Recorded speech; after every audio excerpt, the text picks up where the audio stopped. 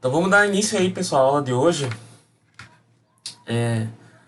Hoje eu vou fazer uma aula um pouco de uma revisão aí de alguns conceitos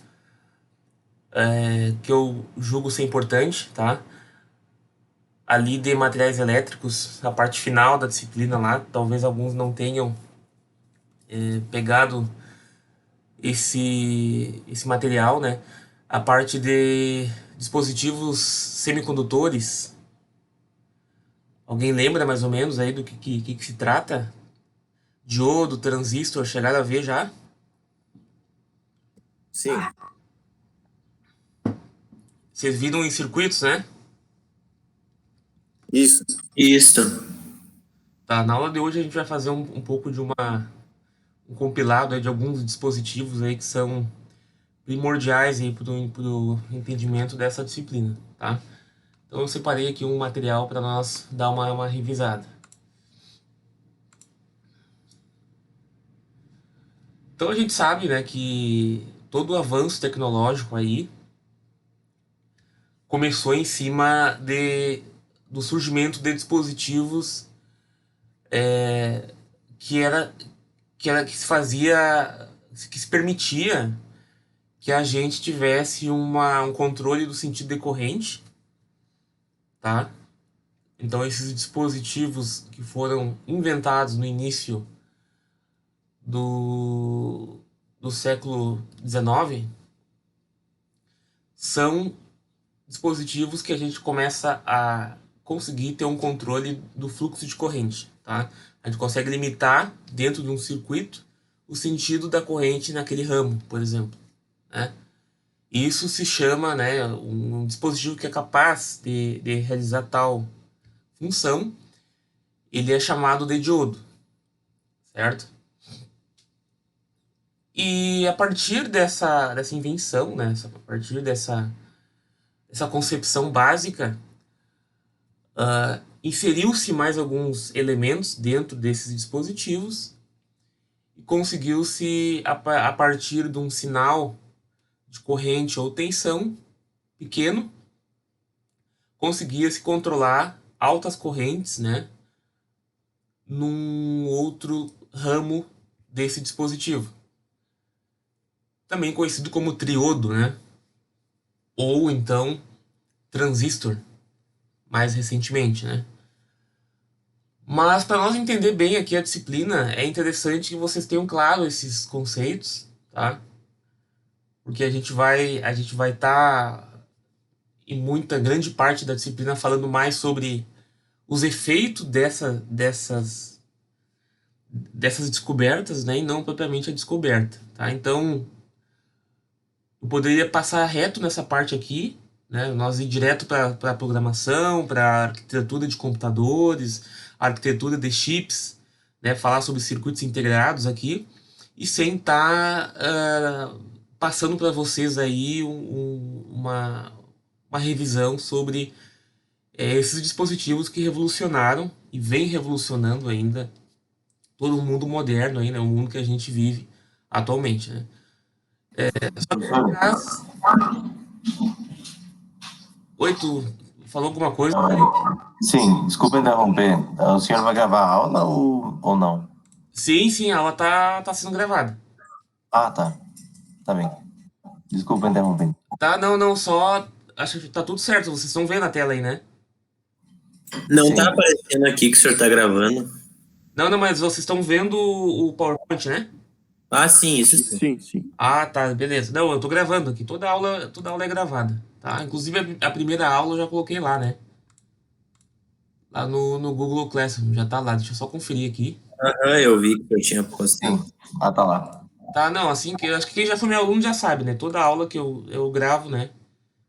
Quem já foi meu aluno aí já sabe que conversão ali, que no final eu disponibilizo lá no Classroom toda a aula gravada. E se tiver algum rascunho também, aqui não vai ser o caso aqui, né? Mas exercício de quadro também coloco, né? Que era mais em conversão 2 ali, no semestre passado. É que não tá aparecendo aqui que tu tá gravando, professor. Geralmente aparece aqui em cima, por isso que escolhi comentar. Não, não, mas tá Não. gravando aqui, ó. Tá gravando, ó. Ah, tu tá gravando pelo OBS. tranquilo. pelo OBS aqui.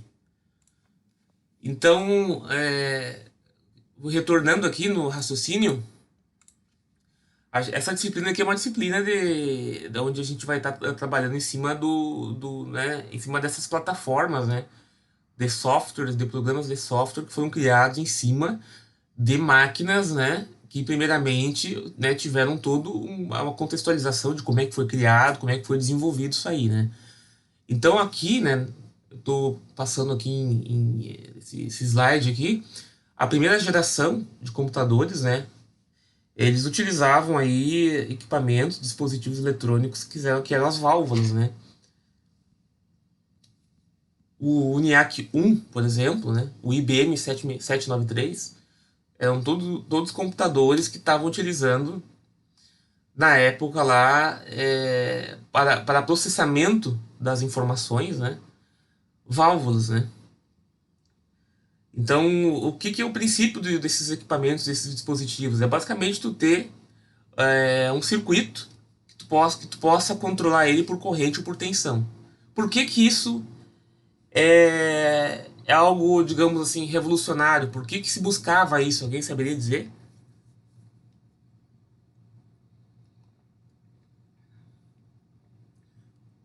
Não sei se é a resposta certa, mas os computadores eram enormes antes, né? Eles buscavam sempre diminuir eles.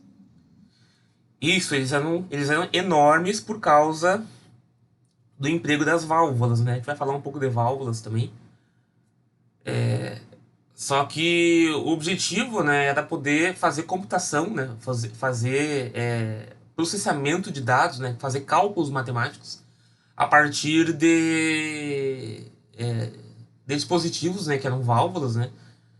Onde nessas válvulas ali a gente conseguia fazer o controle de fluxo de corrente, né? O sentido de corrente e intensidade dessa corrente também, né? A gente conseguia fazer um chaveamento. E esse chaveamento por não manual, né? É um chaveamento por tensão ou por corrente. Então, na medida que o próprio computador ele ia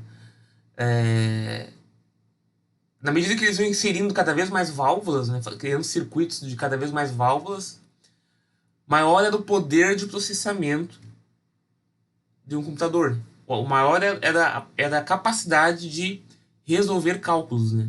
O objetivo de um computador é resolver cálculo. Ele resolve cálculos, tá?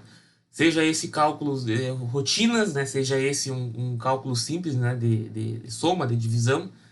Mas o computador, o objetivo principal dele é resolver cálculo.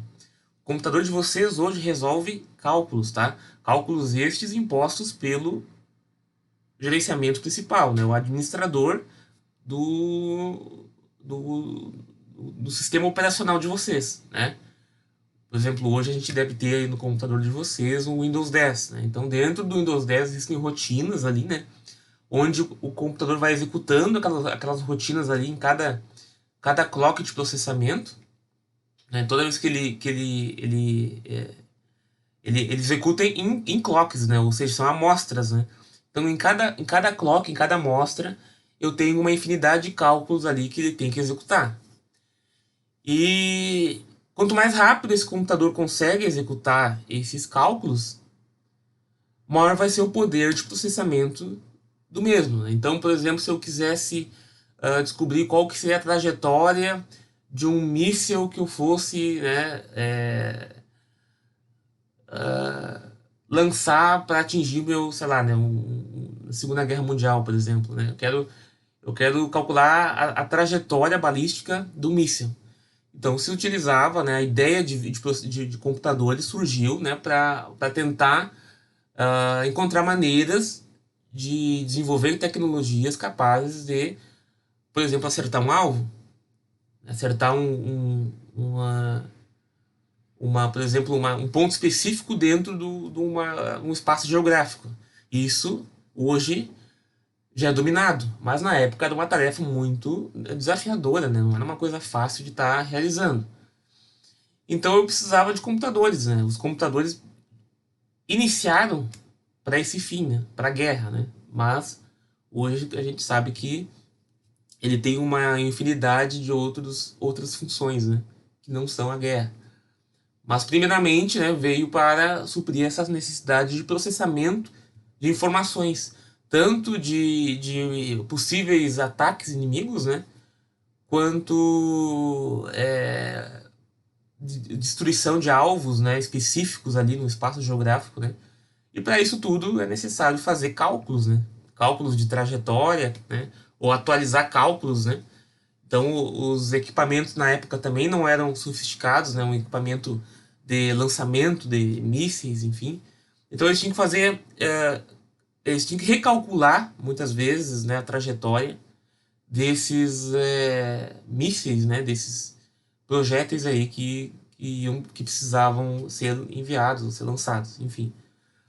Então, em primeira instância, houve essa necessidade de processar dados, né, para fins balísticos.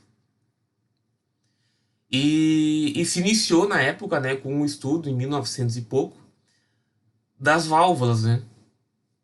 Então, os computadores na época eles funcionavam a partir de válvulas, né? Alguém conhece? Sabe o que é uma válvula? Termiônica? Já vi. Qual que é o princípio de funcionamento de uma válvula termiônica? Eu tinha visto uma, se não me engano, no amplificador de som. Vocês já viram em alguma disciplina algo sobre válvulas? Eu posso falar por mim, eu não vi especificamente, eu vi só por si. A gente também teve em digitais um trabalho sobre, mas foi algo bem vago, assim, nem lembro muito pouco. É que é uma tecnologia antiga, né? Então, como a grade aqui é muito extensa, né? Possivelmente os professores não dão tanto ênfase, né? A gente vai ver como é que é o aspecto, né, funcional, também construtivo delas, né? Mas o nosso foco é transistor, né? O foco é desde a época, desde os anos 50, praticamente, que se tem aí o surgimento dos transistores, né? Não tem mais por que a gente ficar falando de uma tecnologia que tá obsoleta. Mas é interessante vocês entenderem um pouco como é que funciona, né? E vamos dar uma explanada na aula de hoje em relação a isso também. Então, na segunda geração, né, de 1958 a 1964, já entraram os transistores, né? Então já mudou aqui o cenário, né? Onde primeiramente a gente tinha válvulas, agora a gente tem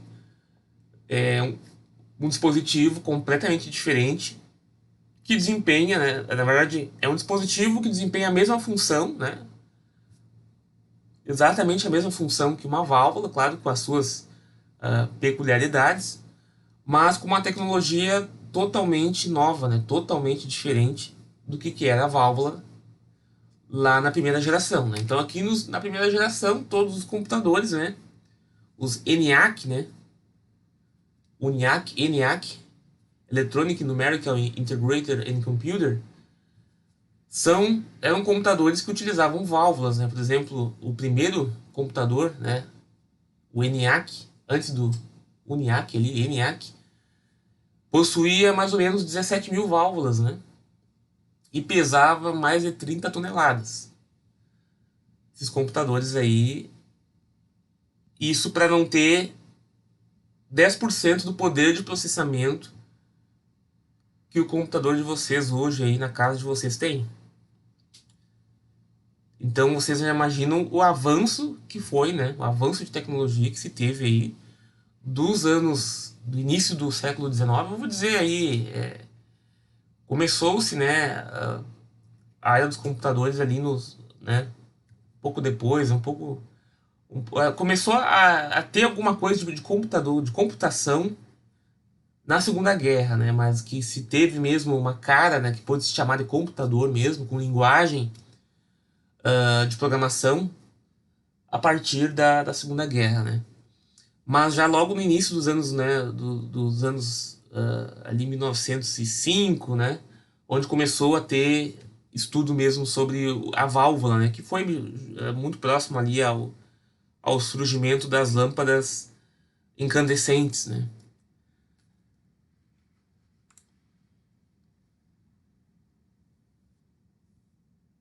Então, qual é que é a maior diferença entre transistor e válvula?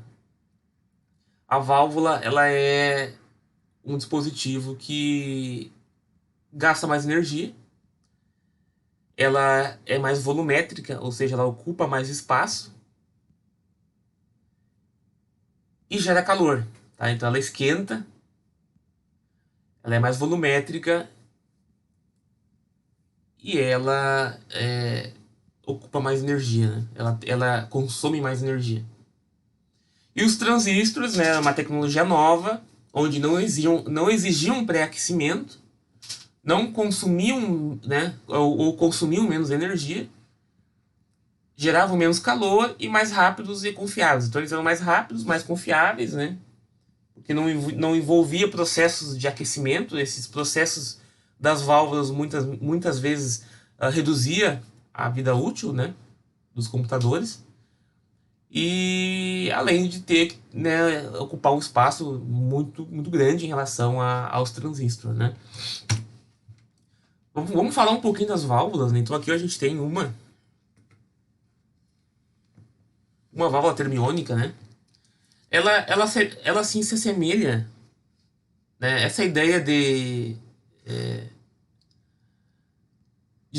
tu pegar um filamento e esquentar dentro de um espaço confinado, ele não vem do Edison, tá? Deixa eu só ligar a minha mesa digitalizadora aqui, senão eu fico sem onde escrever, né? Então essa ideia aqui, nessa proposta aqui, né, de esquentar um filamento que deu origem aí às lâmpadas incandescentes, ela vem aí já dessa ideia, né? Já se sabia antes de inventar as lâmpadas incandescentes que vamos fazer um desenho aqui, se eu conseguir, uma lâmpada também. Então aqui a gente tem uma lâmpada, né? Aqui a gente tem o filamento, certo? Aqui a gente tem um filamento que ele é incandescente, né? Então se sabia já na época que quando a gente... Aqui vamos alimentar, né? Vou botar uma alimentação aqui.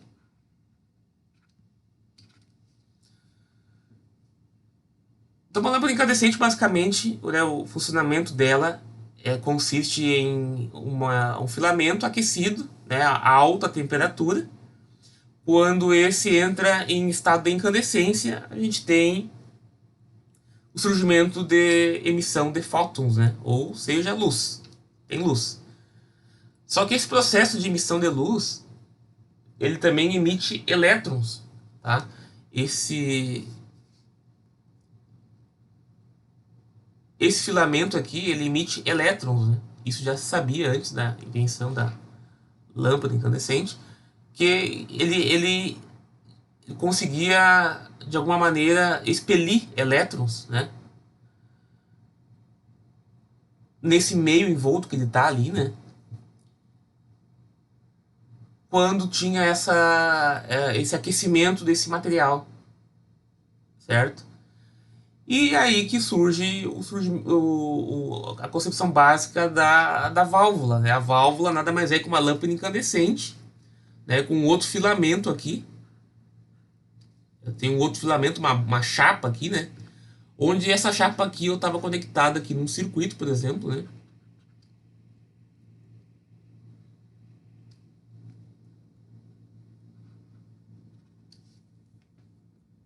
Mais ou menos isso, tá? Então esses elétrons que eram emitidos do filamento, eles iam ao encontro dessa chapa, né? Claro que quando eu tenho aqui um potencial negativo aqui, né? Então vamos colocar aqui para nós entender. Então aqui eu tenho o filamento, né? Aqui tá melhor para vocês poderem entender.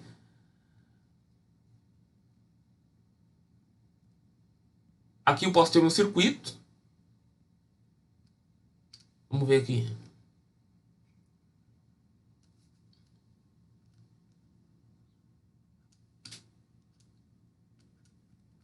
Aqui eu tenho o meu circuito. Certo? E esse aqui é o meu filamento que esquenta, né? Aqui pode ser independente ou direto, né? Aqui eu tenho uma outra fonte aqui que vai somente fazer a alimentação desse circuito que vai esquentar esse filamento. Eu tenho mais ou menos isso aqui, tá? Então, na medida que esse filamento ia esquentando, eu tinha emissão de elétrons aqui dessa barra aqui, dessa chapa aqui, para essa chapa ali, né? Então eles saíam daqui, migravam dessa chapa aqui em direção à chapa de cima, que é o meu anodo, certo? Agora, quando eu invertia, né? Se eu inverter a minha fonte aqui,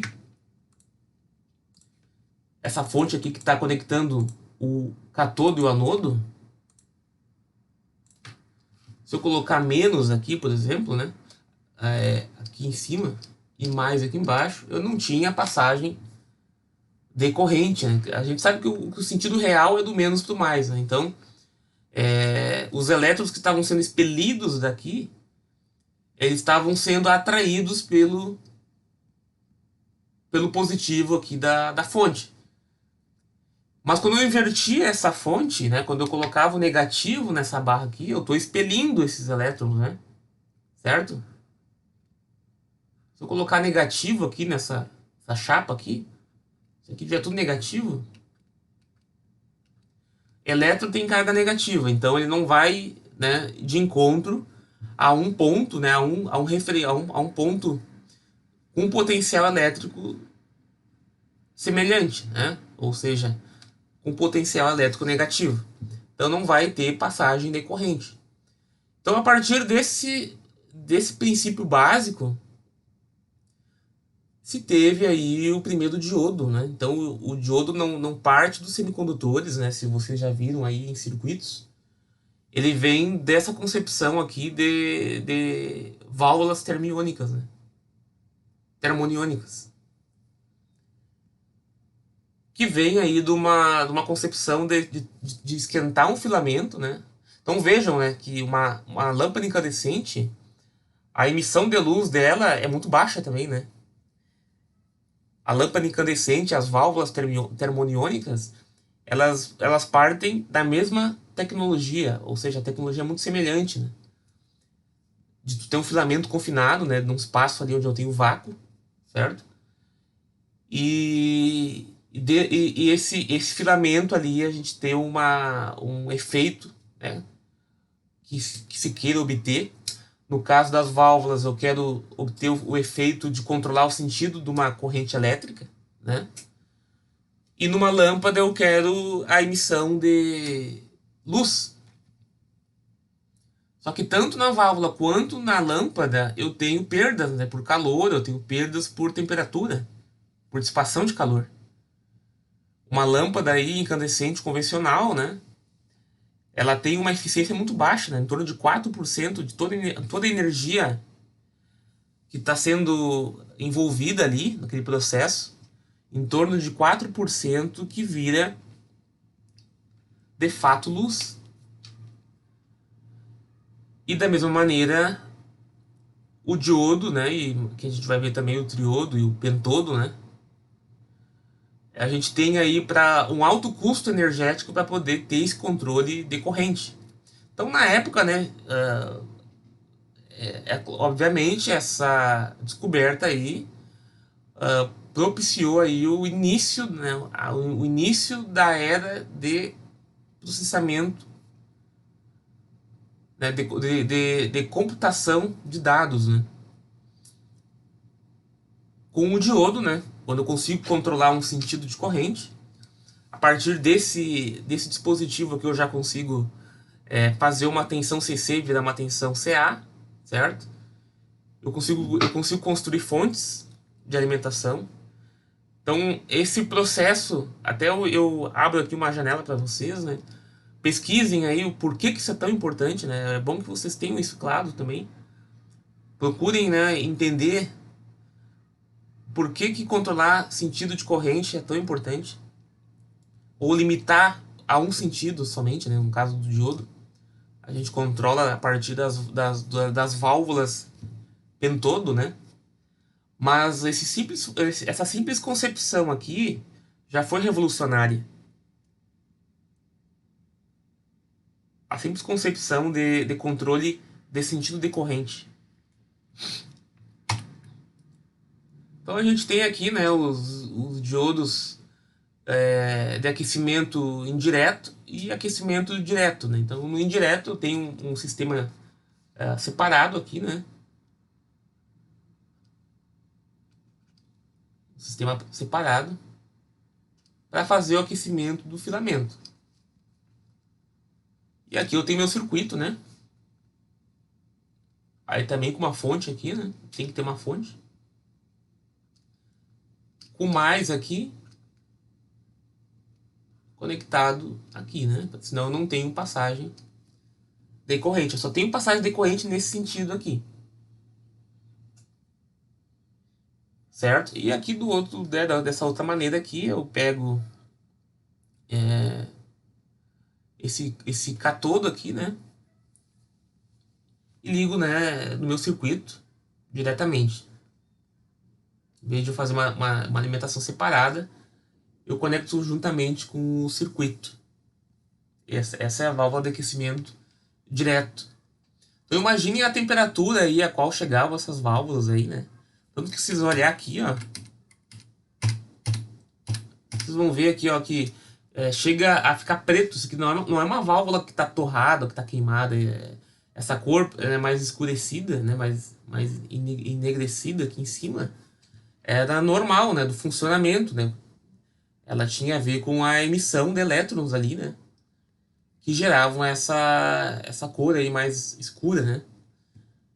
Então, quando ela não tinha essa cor, quer dizer que aí sim tinha algum problema nessa válvula, né? E não essa cor aí propriamente dita. Então, já era um dispositivo que consumia muita energia, certo? E aí já se limita aí a capacidade de tu colocar daqui a pouco uma infinidade de válvulas aí para te fazer a computação de dados, né?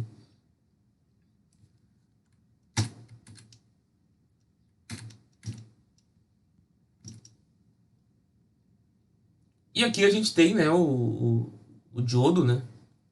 Ele parte, então, a concepção de diodo não vem do transistor, né, da junção PN. Alguém lembra da junção PN? Eu lembro. Então, o diodo ele não parte dessa concepção, ele vem da válvula, né? A válvula termoniônica, ela tanto deu origem ao diodo como ao, digamos, transistor antigo. Não quero falar que não é o mesmo nome, né? Se deu um nome diferente, porque é uma tecnologia diferente, né? Completamente distinta dessa aqui. Mas a concepção, a ideia é a mesma, né? Por isso que a gente pode estar fazendo essa analogia, né? Mas o diodo, sim, ele parte daqui, né? Então, os primeiros retificadores de sinais vieram das válvulas termoniônicas. Que é eu ter o controle de corrente a partir de um dispositivo ali que limita ali a minha passagem, né? E aqui a gente pode ter mais um detalhamento, né, da válvula operando como diodo, né? Onde eu tenho aqui o bulbo, né, de vidro, que é semelhante a uma lâmpada mesmo, né? Aqui eu tenho a placa do anodo, né, onde eu vou estar fazendo a captação daqueles elétrons ali, né? E aqui eu tenho meu filamento.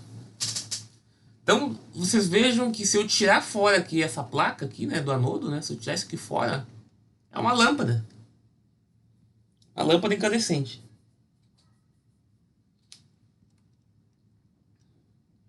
Agora, cabe aí um espaço, né, para pesquisa, né? para ver se nas válvulas, que eu não cheguei a ver, né? Se esse filamento ele chegava a ter uma luminescência considerável, né? Acredito que não, né? Eu acredito que não, que elas vieram um pouco antes do, né? Eu acredito que não era, não se tinha uma luminescência considerável, tá? Mas sim existia o calor ali, era aquecido a alta temperatura, assim como uma lâmpada incandescente, mas eu não me recordo agora para dizer para você se essas válvulas operavam aí, né, como se fosse praticamente umas lâmpadas ligadas, tá? Aí teria que fazer mais uma pesquisa aí.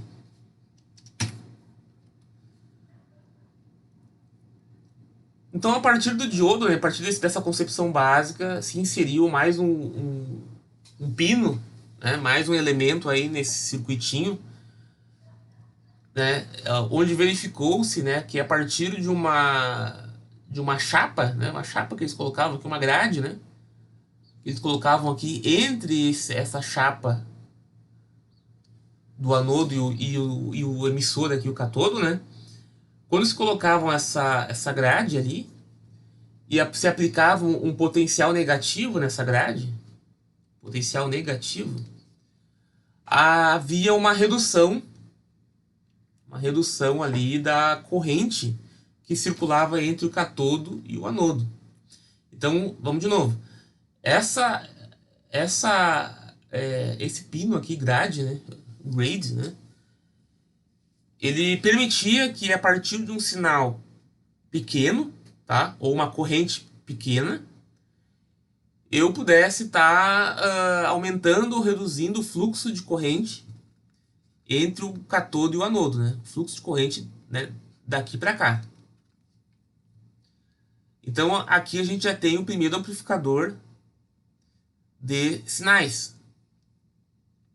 onde com uma corrente pequena, né, daqui a pouco se essa válvula era controlada por corrente, eu tinha ali uma passagem maior ou menor da minha corrente do catodo para o anodo. Então aqui se surge aí o primeiro conceito de amplificação de sinal, que é utilizado em alguns rádios até hoje, tá? Tem alguns amplificadores que utilizam válvulas, tá? Porque tem questões da amplificação que alguns, como é que eu vou dizer? Algumas pessoas que são envolvidas com a área de acústica entendem melhor disso, né? Mas seria assim, as harmônicas envolvidas, né, quando tu faz uma amplificação de sinal por válvulas, é diferente das harmônicas de dispositivos transistorizados, né? Amplificação transistorizada. Certo? Mas o consumo, claro, né? O consumo de energia, o calor, né, o tamanho, inviabiliza em muitas aplicações. Tá utilizando válvulas e não transistores, tá? Mas ela não tá totalmente erradicada, tá? Isso não é uma verdade. Dizer para vocês que isso aqui é passado, não é. Mas para a maioria, para a grande e esmagadora maioria das aplicações, não se utiliza mais válvulas, né? Mas para amplificação, existem bastante amplificadores aí a válvulas, tá? Por questão sonora, questão de acústica, né? Das harmônicas envolvidas aí nesse processo, tá? Então, primeiramente, né, foi feito a concepção básica do transistor a partir das válvulas termoniônicas, certo? Então, eu tinha ali, né, um caminho e eu controlava esse caminho a partir de um pino ali, né, inserido, onde agora esse dispositivo que tinha 2 terminais acaba tendo 3, né, e foi nomeado como sendo um triodo. Só que em determinadas frequências, né, certas aplicações onde se tinha aí por exemplo, uma tensão alternada em alta frequência, surgia entre o diodo, entre o anodo e o catodo, surgiu umas capacitâncias aqui, ó.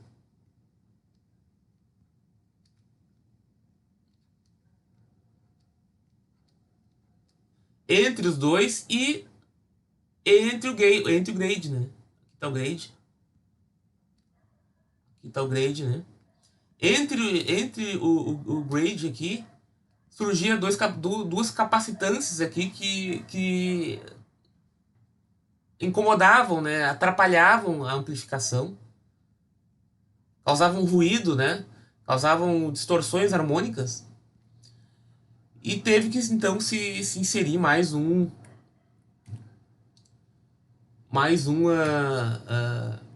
eu não trouxe aqui, né? Mas teve que se inserir mais um pino, tá? Pino de supressão dessas capacitâncias que surgiam, né? Então houve a inserção de mais um pino aqui, um sinal positivo aqui agora, tá? Para fazer a supressão do surgimento desses capacitores, né? Então, quando eu inseri esse quarto pino, né, dando origem aí aos quatriodos, eu acho, né, alguma coisa assim nesse sentido, para fazer a supressão desses capacitores, né? Então, eu tinha agora, em vez de três pinos, né, o catodo, o anodo e o grade, né? O grade fazia o controle. Eu tinha mais um quarto pino aqui, que era o supressor desse efeito aqui dos capacitores, tá? Só que esse supressor, ele gerava aí um efeito que a gente vai ver mais pra frente aqui. Eu acho que eu tenho mais alguma coisa para falar de triodo. E o triodo em si, ele era, né, a concepção básica aí do transistor, né? Onde eu tenho o meu controle, um sinal de controle aqui. E a partir desse sinal de controle eu tenho uma amplificação entre o meu catodo e o meu anodo, né? Percebam que isso aqui é muito parecido, né? É um circuito parecido, tirando essa simbologia aqui. É um circuito muito parecido com o transistor, né? Vocês já viram em circuitos elétricos? Não, na verdade é dispositivos Zoom, né? Transistor. Sim. Estão vendo agora, então? A gente tá vendo mais agora no 2, né? Mas já viram no 1 também, né? Sim. Então aqui vocês já podem ver que vocês têm um circuito muito parecido, né? O circuito da válvula aqui, a triodo, né? Muito parecido com o transistor, né? A gente tem aqui um caminho, então isso aqui não é novidade para vocês, né? A gente vai ter um caminho lá no transistor do coletor para o emissor, né? Que na verdade a passagem de corrente se dá do emissor para o coletor. Nunca param para pensar isso? Que você lá no NPN, né? No TJB, por exemplo, NPN, vocês têm aqui a base, né? Aí vocês têm isso aqui, né? Certo? Isso aqui vocês têm, né? Aqui o emissor, aqui o coletor e aqui a base, né? A corrente, né, que entra aqui, né? A corrente de base aqui, digamos que isso aqui é um TJB, tá? Aí na medida que eu tenho uma corrente, né, no sentido base emissor, o que eu vou ter? Eu vou ter uma passagem de corrente entre o coletor e o emissor, né? Era isso, né?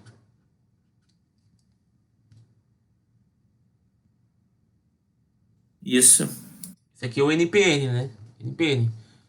Porque N é NPN por causa que eu tenho essa... eu tenho aqui um material tipo N. Aqui.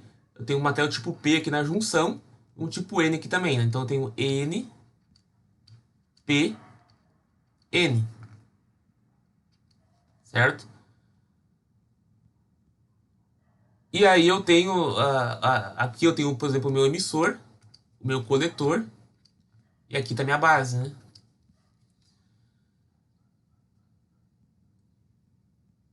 Mas, na verdade, quem emite é o emissor, né? Quem distribui elétrons, né? Quem emite cargas elétricas é o emissor, não é o coletor.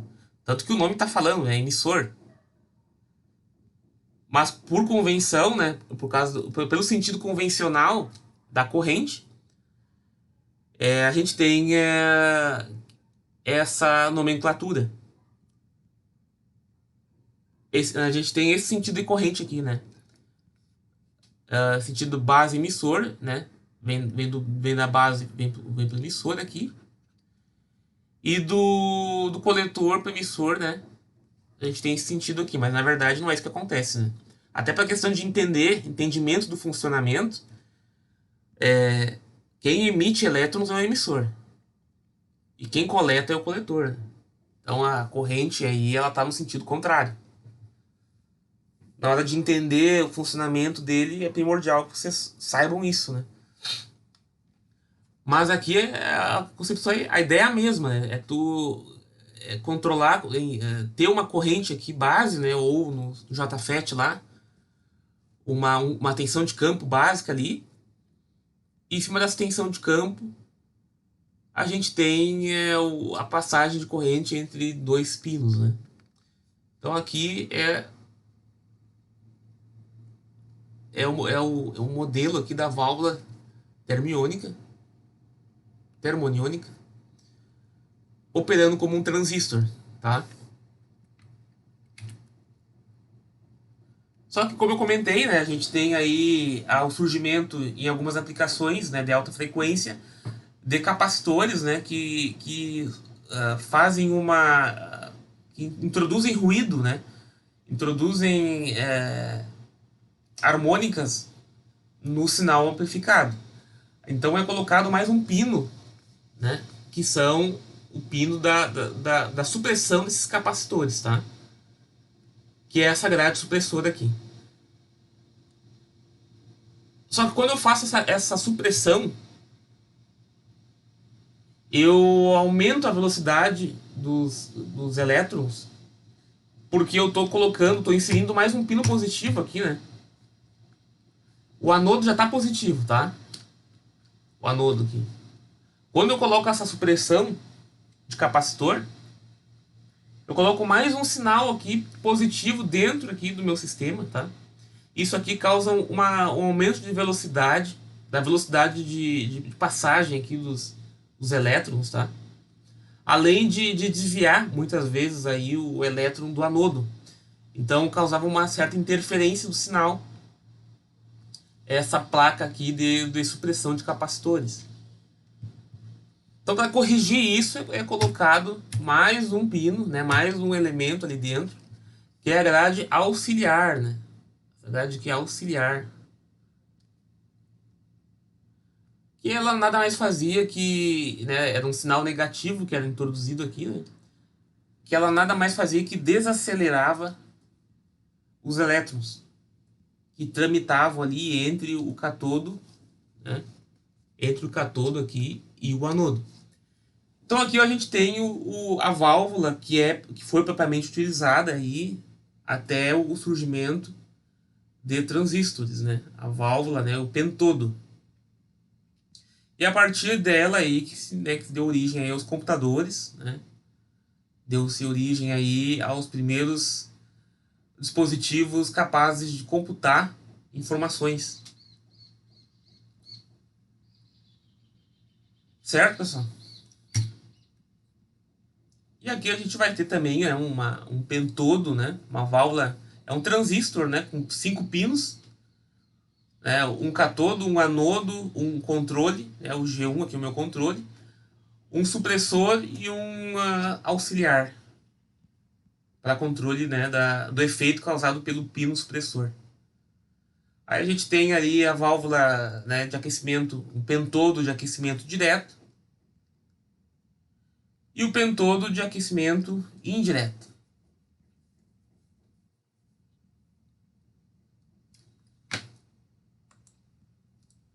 E tá aí a nossa válvula aí, o nosso pentodo, né, a válvula clássica aí, que foi utilizada aí por muito tempo em televisões antigas, né? Rádios, tudo era com válvulas, né? Com transistores antigos, né? Que eram na época chamados de válvulas termoniônicas, né? Que eram esses pentodos aí.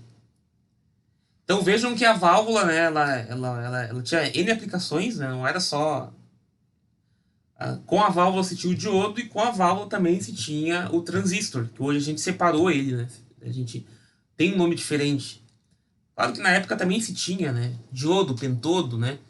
Só que quando a gente lembra hoje, quando a gente fala, a gente só lembra da válvula como um todo, né? A gente fala de válvulas assim, a gente não lembra desses pequenos detalhes, que a válvula, assim como no diodo, ela também estava no transistor, né? Da época ali no caso. Que na verdade a única diferença era a questão dos pinos ali, né? Que eu tinha um controle da válvula. A válvula em relação ao diodo, a válvula pentodo em relação à válvula diodo, a diferença dela é que eu tenho um pino de controle. Eu tenho um pino onde eu vou estar aumentando e diminuindo a intensidade da corrente elétrica do catodo para o anodo. Então, depois disso, né, veio aí toda a pesquisa sobre semicondutores. Então, se mudou completamente o ramo, onde começou a fazer análise em cima de materiais semicondutores, que é o silício e o germânio. Esses materiais semicondutores, eles possuíam certas características aí que foram bem exploradas, né? Por exemplo, eles tinham 4 elétrons na última camada, certo? Então eu tenho aqui o meu semicondutor intrínseco e o semicondutor extrínseco, né?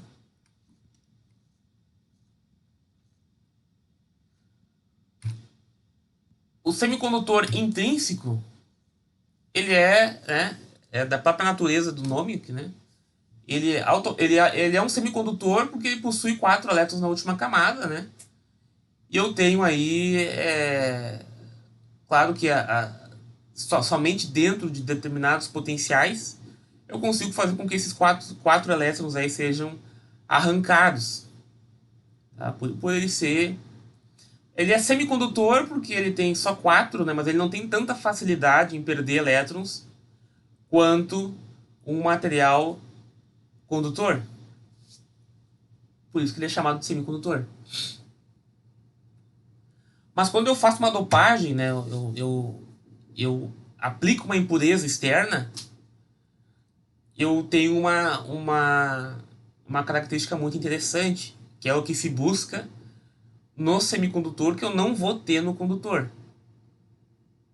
A possibilidade de eu fazer um material ser condutor e não ser ao mesmo tempo. Então eu tenho um controle a partir da inserção de uma impureza e mais alguns processos que a gente vai ver em seguida, eu consigo agora ter o controle da condutividade desse material, ou desse material em conjunto com outros elementos. Mas primeiramente a gente aplica uma impureza, tá? Aqui, por exemplo, eu estou aplicando um átomo aqui, né? Eu estou colocando aqui, eu estou impugnando esse material aqui composto de silício com impureza do tipo N. O que quer dizer do tipo N? Quem é que lembra isso aí?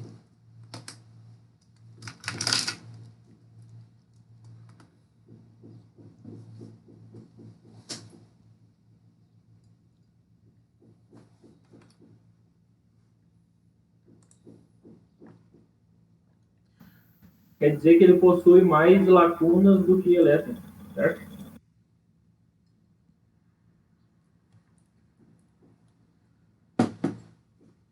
Quando eu tô com...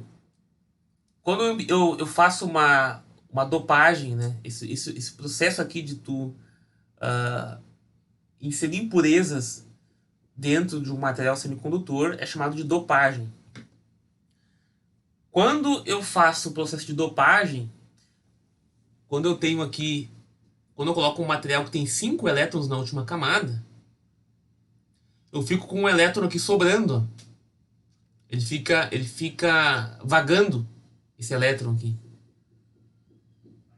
Tá? Então aqui a gente já tem a dopagem, né, do material tipo N.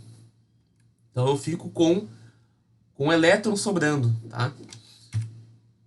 E no tipo P, aí o que o Luiz Eduardo falou? Foi ele que falou, né? Isso, eu inverti. Aí eu tenho, né, por exemplo, aqui, quando eu estou impugnando esse material aqui, né, quando eu estou fazendo uma dopagem com material com 3 elétrons na última camada, aí eu vou ter aqui o surgimento de lacunas. Beleza?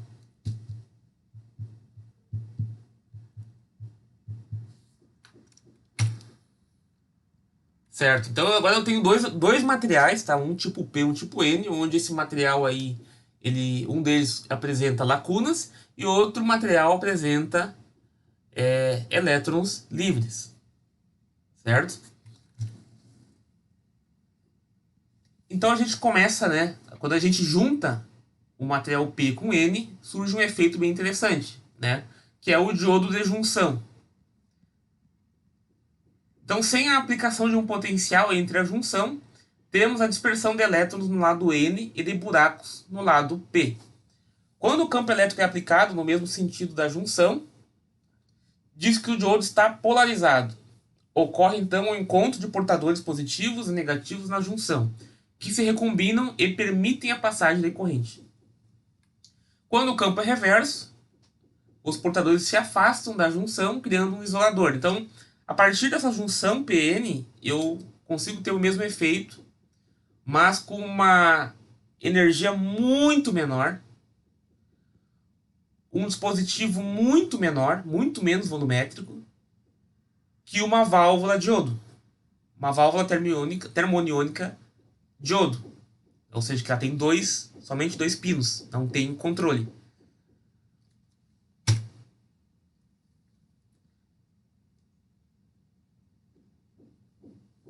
Então, o que vai acontecer? Eu vou ter uma recombinação. Isso tem uma coisa melhor aqui. Ó. Quando eu colocar um material tipo P ao lado do material tipo N, que é o PN, né? Eu vou ter uma recombinação, né? Os elétrons que estão próximos dessa fronteira aqui, ó, eles vão se combinar ali, né? Eles vão migrar. Eles vão migrar do material tipo N para o material tipo P. Certo? Eu vou ter uma migração aqui do material tipo P para o material tipo N.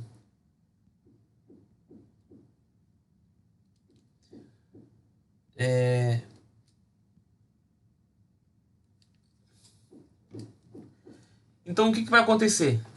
Na medida que eles vão migrando, surge uma camada aqui, né? Eu tenho uma... essa região aqui, ela fica neutra, né? Fica isolada, né? No momento que eu tenho átomos aqui que tem 8 elétrons na última camada, eles estão estáveis. E quando eles estão estáveis, eu tenho um material isolante. Correto?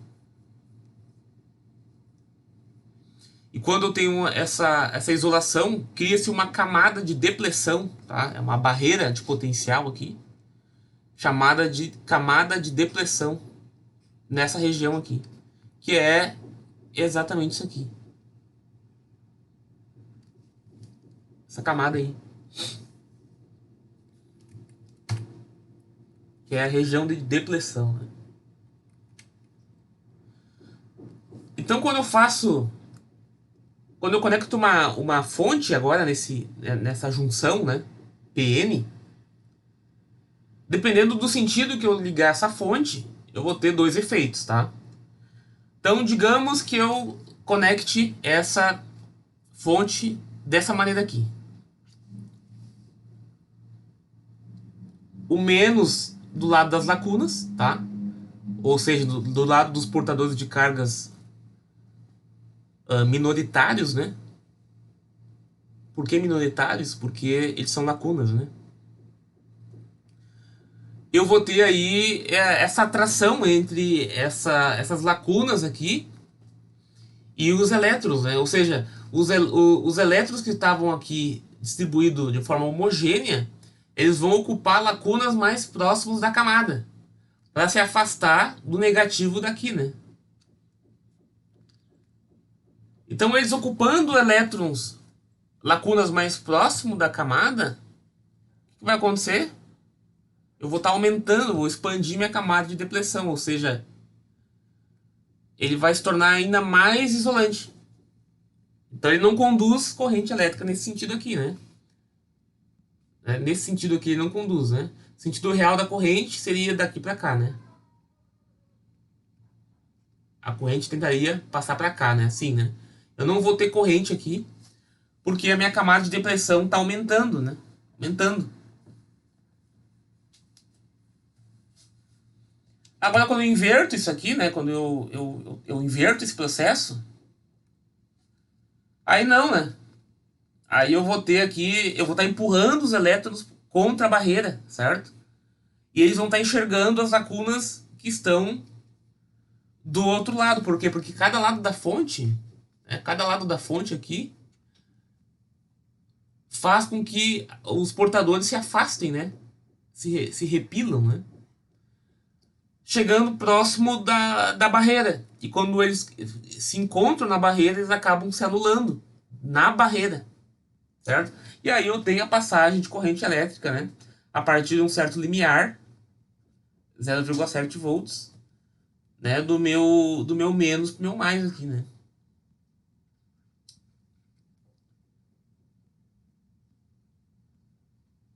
Deu para entender aí, pessoal? Aqui é chovendo molhado, né? Isso aqui vocês já viram, ou devem ter visto em materiais. Então eu vou ter aqui da mesma maneira agora, né?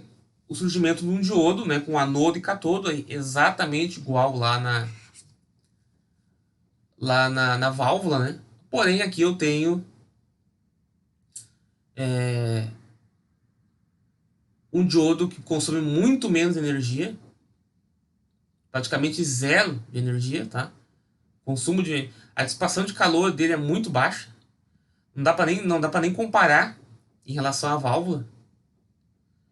Sem contar o tamanho, né, pessoal? O diodo aí, ele hoje aí já tem os diodos micro, né? Eu consigo fazer um diodo muito pequeno, né? Porque é somente um material ali, né? Eu colocar um material do lado do outro e deu, né? A tecnologia é muito mais simples. De cara já dá para perceber que é simples, né? O processo aqui mais complexo que tem é tu fazer a dopagem desses materiais, né? Isso aí pode ser que seja um processo um pouco complexo. Mas depois que tu tem essa junção, né? Tu tem essa combinação aí, tu não tem mais nenhum problema, né?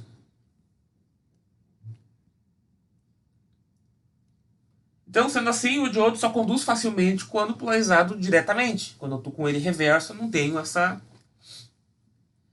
essa condução de corrente. Quando a tensão é aplicada no sentido reverso, o diodo apresenta uma pequena corrente de fuga, IR, da ordem de microamperes. Então ainda tem ali, né, alguma corrente que circula, mas ela é daqui a pouco desprezível, né, em relação a correntes ali que estão sendo controladas. Então ele pode entrar em condução, né, com polarização reversa, se a tensão for maior que o potencial criado pelo afastamento dos portadores. Então eu posso, né, romper, obviamente, aplicando uma corrente bem elevada, esse diodo. Então existe, né, para cada diodo ali eu tenho um limiar ali, né, um potencial elétrico máximo onde ele não permite a passagem de corrente no sentido contrário. Então eu tenho aqui, né, um diodo, né? Não vou entrar muito mais nisso aqui, não é o objetivo da disciplina, mas eu acho interessante você saber de onde é que vem todo esse poder de computação que a gente tem hoje, que a gente vai estar vendo aqui na disciplina, né? abordando na disciplina, que vem dessa diferença entre de concepção entre o diodo valvulado e o diodo de junção bipolar, por exemplo, né? Assim como o transistor, né, valvulado, e o transistor, na verdade, a válvula e o transistor, né? Enfim, são nomes diferentes. Então, na prática, o diodo entra em condução efetiva a partir de um certo limiar, né? Isso que você já viu em circuitos também. E eu posso, a partir dele, estar fazendo retificação, né? Assim como na válvula lá, eu posso estar fazendo retificação, meia onda, onda completa, tá? Isso que vocês vão ver melhor em circuitos. Não quero também entrar nisso aqui. Não é o objetivo aqui nosso, né? Então eu vou ter aí, né, com combinações de diodo, né? Fazendo combinações desses elementos, eu consigo estar retificando um sinal senoidal, por exemplo, né? Enfim, né, pessoal? A infinidade de... Vocês vão ver bem em dispositivos aí, 1, 2 e 3, quais são as aplicações, né, dentro da eletrônica de diodos e transistores, né? E aqui eu tenho o meu retificador final, né? É um encapsulado, muito menor que uma válvula, né? E eu não vou ter a questão da dissipação de calor, né? Da perda por calor e tamanho também, né? Não vou ter essas questões de tamanho, tá? Pessoal, eu poderia passar aqui também a parte de transistor, tá? Para quem não lembra. Mas eu tenho uma aula gravada, eu vou deixar para vocês também. Só dessa parte de transistor que é bem extensa, tá? Vocês tentem dar uma olhada, porque toda a base da disciplina aqui ela vem do avanço, né, do uso, emprego do diodo e do transistor, tá? De materiais semicondutores. E eu gosto de falar bastante disso porque ainda é uma realidade, né? Existem empresas, por exemplo, na China, em volta do Vale do Silício, né? Do Vale do Silício. Existe um Vale do Silício na China, né? Onde as maiores empresas de tecnologias estão alocadas hoje, né? Então, essa sacada aí de desenvolver dispositivos eletrônicos a partir de semicondutores, onde eu consigo aumentar ou diminuir uma barreira de potencial, porque esse efeito aqui do diodo também está no transistor, né? O transistor é uma junção NPN, né? Ou PNP. Então eu tenho a junção de três materiais semicondutores dopados, certo? E a partir dessa dopagem aí, eu consigo ter aí um dispositivo, né, que é o transistor aí, onde eu consigo, a partir do avanço da tecnologia, né, reduzir ele cada vez mais. Então, dentro de um chip, eu tenho ali milhares de transistores, né? Vamos ver uma coisa aqui. Quantos... Deixa eu botar aqui.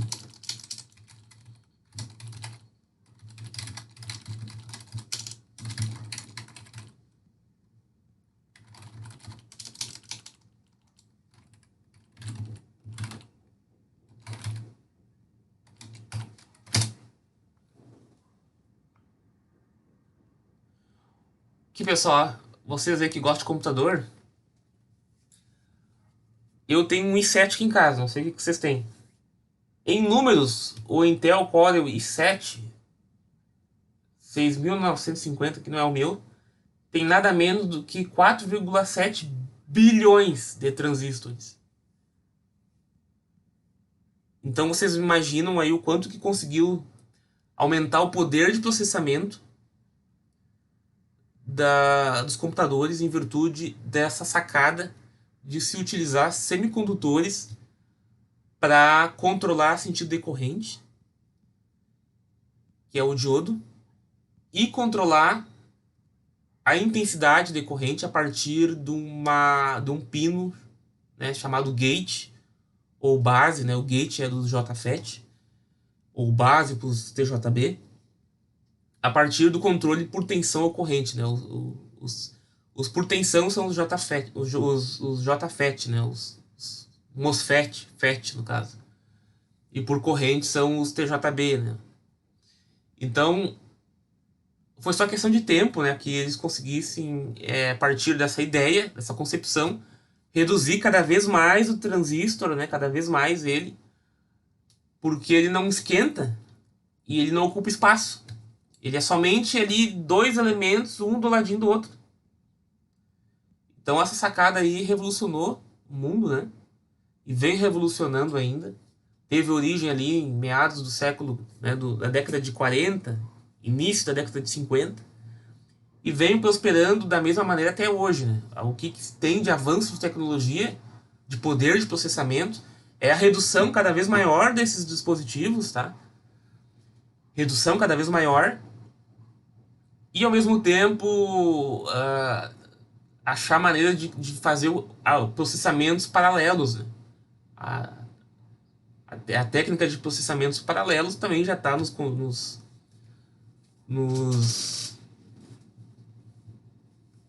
microprocessadores aí, né? Um i7 aí tem 7 canais, né? Se eu não me engano é isso, né?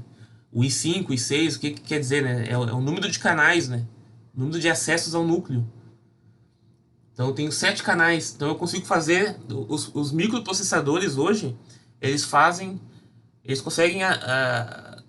assim, estabelecer 7 caminhos diferentes, né?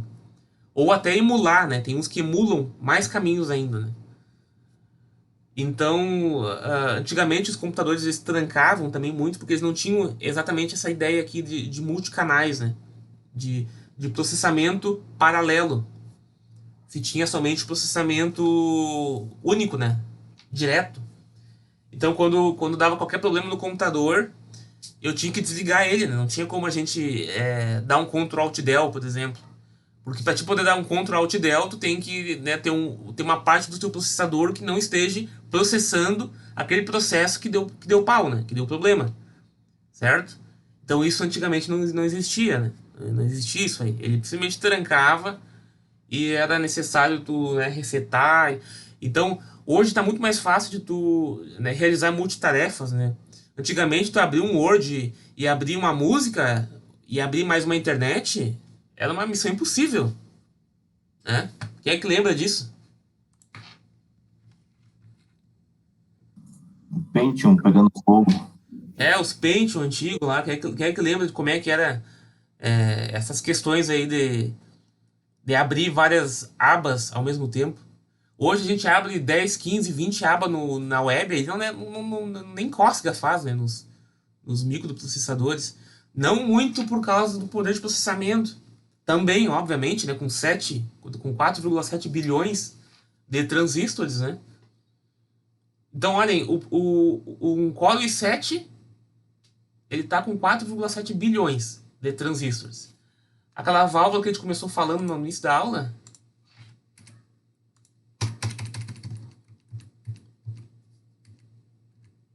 vamos ver lá. Deixa eu sair aqui. Quantas que eu tinha falado lá? Tinha 17 mil válvulas e pesava 30 toneladas. Então, o primeiro computador ele tinha 17 mil válvulas, 17.468 válvulas, pesava 30 toneladas. E hoje vocês têm um chip dentro do notebook de vocês, que tem 4,7 bilhões de transistores. E quanto é que pesa o notebook de vocês? Qual é o peso dele? Acho que uns 2 quilos no máximo. Então hoje vocês... Agora, acho que com a aula de hoje vocês podem perceber o quanto que vocês são privilegiados, né? De ter um computador que vocês têm na mão de vocês.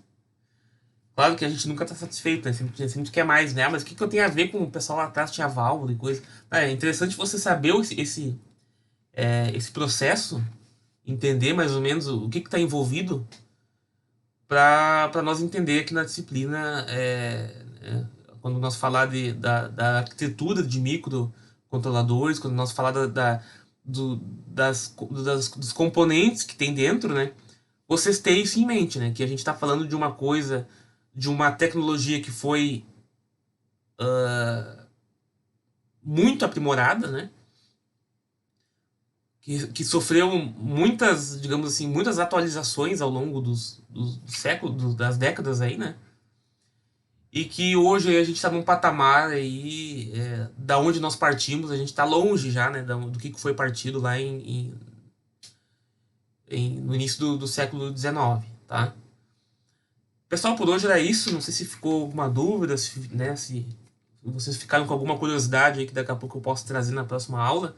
A princípio não vou estar comentando mais essa parte de teoria de transistor, teoria das válvulas, né?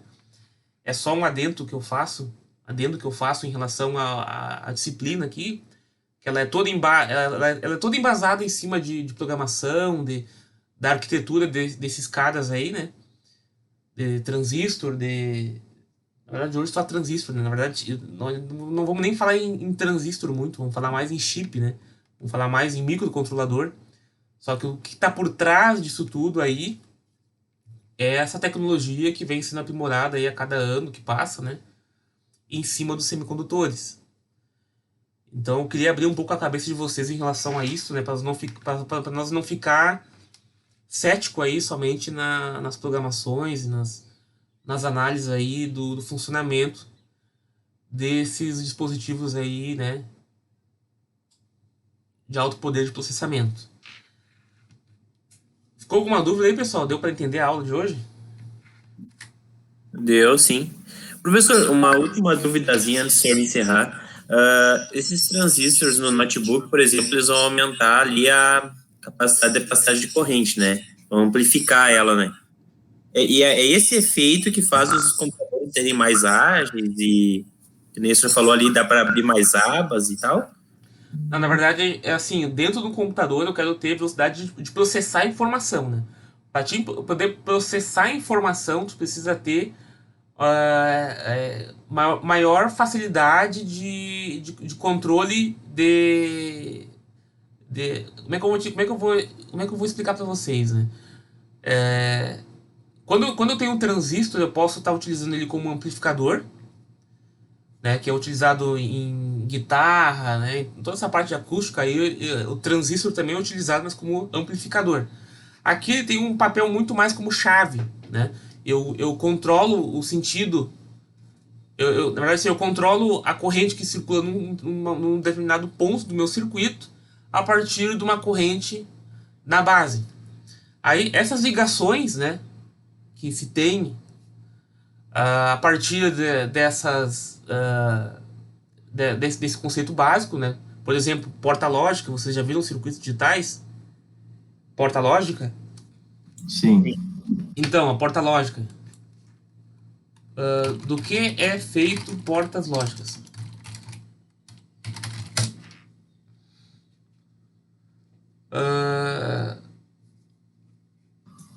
Se eu não me engano, são transistores do tipo CMOS ou MOS.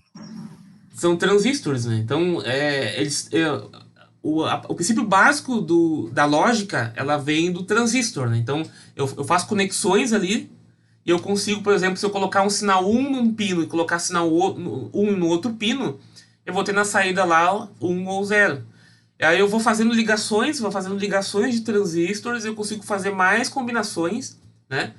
E consigo fazer com que ele responda cada vez mais rápido a essas lógicas operacionais, né?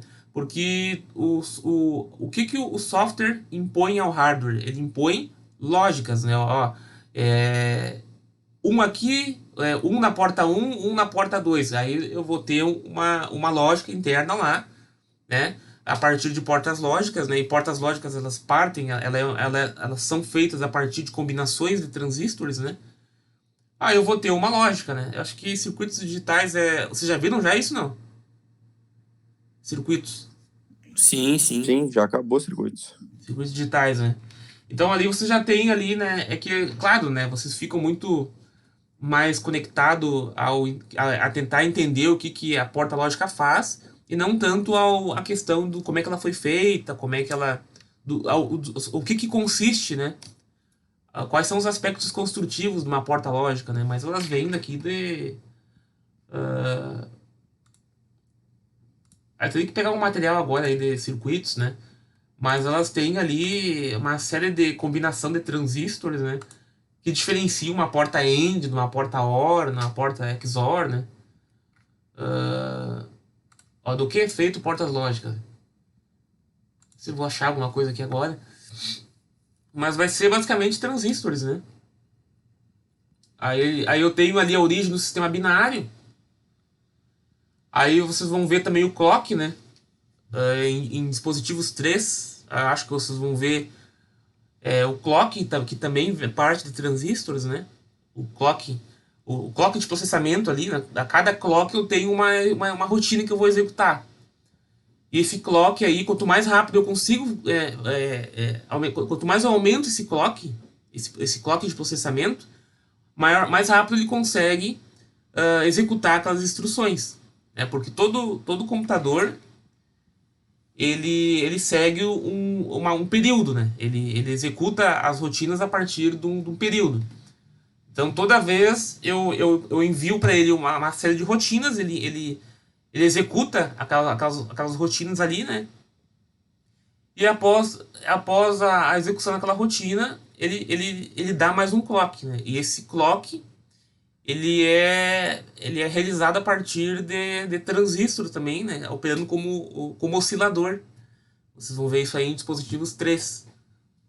Tá? E a partir desses osciladores aí eu consigo, né, criar maneiras ali, eu consigo combinar transistores de forma a aumentar cada vez mais a frequência de oscilação. Porque toda vez que eu aumento essa frequência de oscilação, eu consigo aumentar a capacidade de processamento, a capacidade de ele executar rotinas, né? Eu tenho que aumentar a capacidade dele aumentar o clock, né?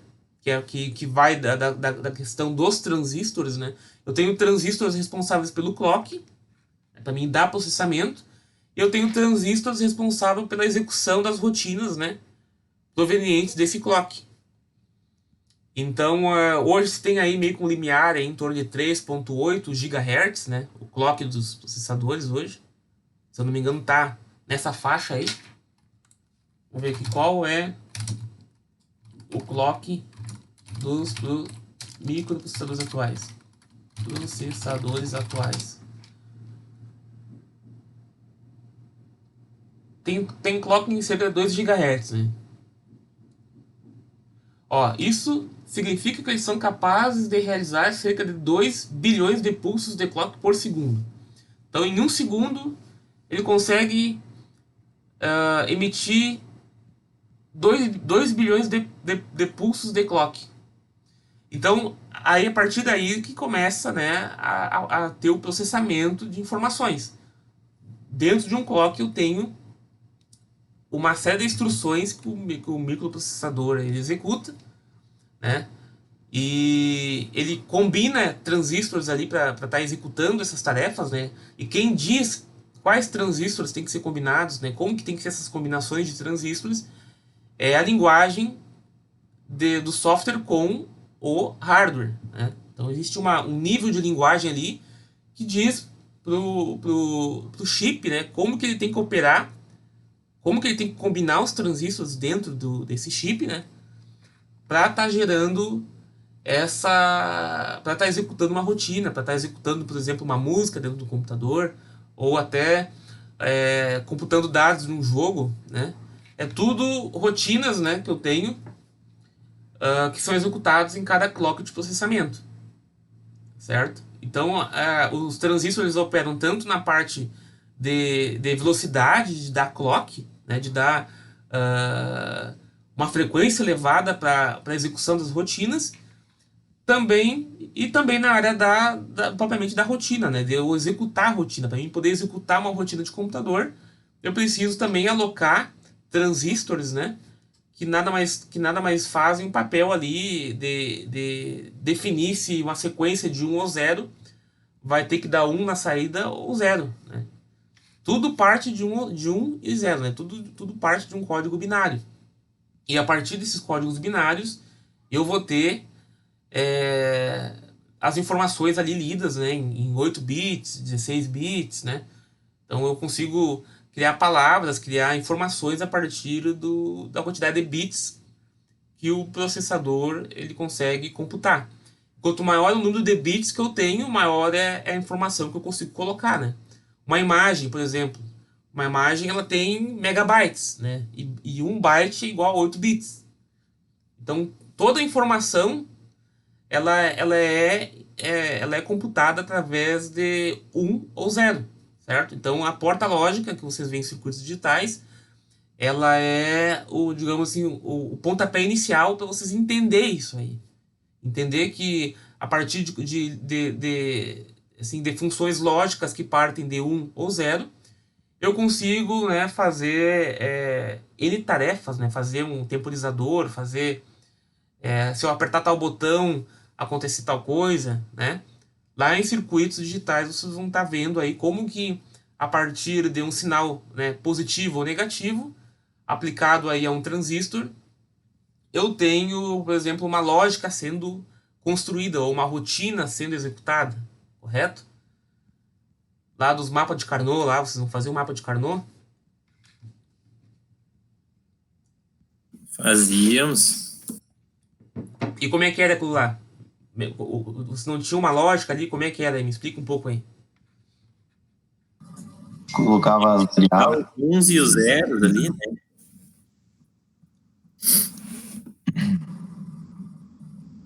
Era assim, vocês tinham ali um desafio que vocês precisavam desenvolver, né? Aí vocês criavam ali uma série de 1 ou 0 que vocês tinham que colocar naquelas portas lógicas, né? Ou vocês definiam a partir daquela lógica ali quantas portas lógicas iam ser necessário, porta AND, porta OR, para poder executar, por exemplo, uma rotina ali que vocês queriam, né? Apertar o botão 1 e ligar a lâmpada 1 e 2, né? Não era assim? Era. Eu apertava o botão 1, ligava a lâmpada 1 ou 2. Apertava e soltava o botão 1, ficava ligada a lâmpada 3. Então, a partir dessas lógicas ali, né? Vocês definiam, né, um conjunto de portas lógicas para executar aquela rotina. Hoje, o computador faz isso automático. Ele tem ali uma rotina, ele tem uma instrução e ele define, né, quais transistores vão ter que ser agrupados, de qual maneira, para poder executar aquela rotina. Seja piscar um LED, seja tocar uma música, seja conectar na internet.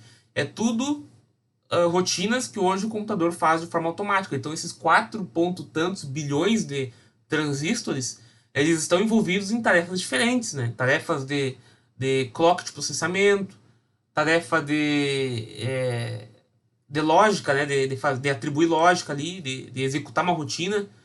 E essa lógica, quem passa são as linguagens de programação. Então, quando vocês estão programando no computador lá, o que o microcontrolador precisa fazer, vocês nada mais, nada menos estão dizendo quais portas lógicas devem ser consideradas, de qual maneira, para mim poder ter o que eu quero. Que é o que a gente vai trabalhar na disciplina aqui. A gente vai focar aí na programação, mas também entendendo um pouco aí de como que é essa interação entre a máquina, né, e a programação, certo? Que é a linguagem de descrição de hardware, né? São os VHDLs. A gente vai ter nessa disciplina também, vamos falar sobre VHDL. Mais alguma dúvida aí, pessoal?